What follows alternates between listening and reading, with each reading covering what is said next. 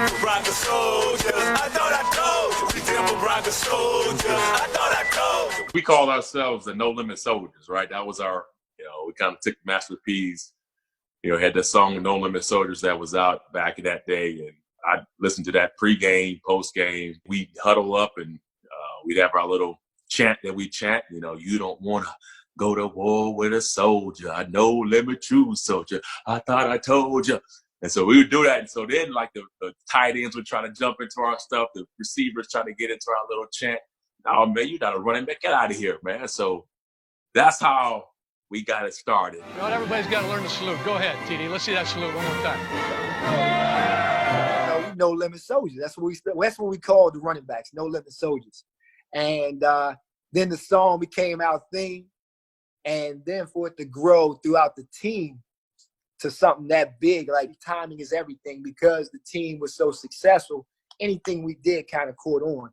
So yeah, it was special. It was just something, a sense of pride that we had. The fans really bought into it, and even the players, because every time you scored on an offensive side of the ball, you wanted to find your buddy to be able to do that salute. And it was really exciting for us back then, and I think it's one of those things that kind of galvanizes teams. You have a little something that you do in the past or you start to do, and it just becomes infectious.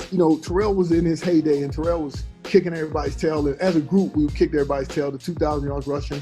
And he used to say we were soldiers. He used to always say we were the Denver Broncos soldiers, is what he used to say. And at the end of every practice, the running backs would get together. We all got together, and they would get together and they go, who, like that, and they would salute each other.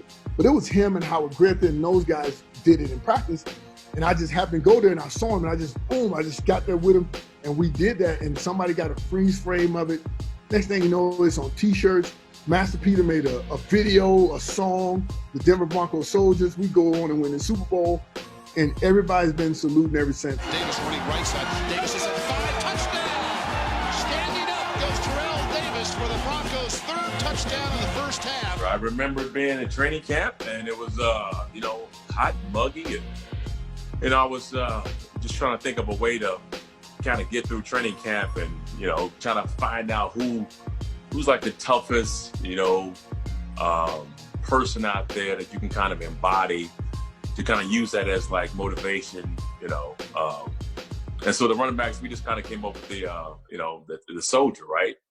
And that just kind of made sense. Like they go out there, they put their lives on the line, they do a lot of the dirty work, and and then so to me that was like, it just made sense that we wanted to try to create that idea that we were soldiers, and like our running back group, that was like our little platoon, and from there it started. We took a lot of pride in what all the running backs did. So obviously Terrell was the workhorse, Terrell and Griffey, but as the other backs, D-Tron, D-Love, myself, we did a lot of special teams, and when our names was called as far as the offense, we try to put our best foot forward. There was nothing more fun than one of us makes a good play and we get to meet him in the end zone or out on the field and give him the Mile High salute. It was, it's got to be one of the greatest celebrations of all time, and I was really blessed to be a part of a team that got to use it. So I hear rumors, right, that somebody's bringing it back.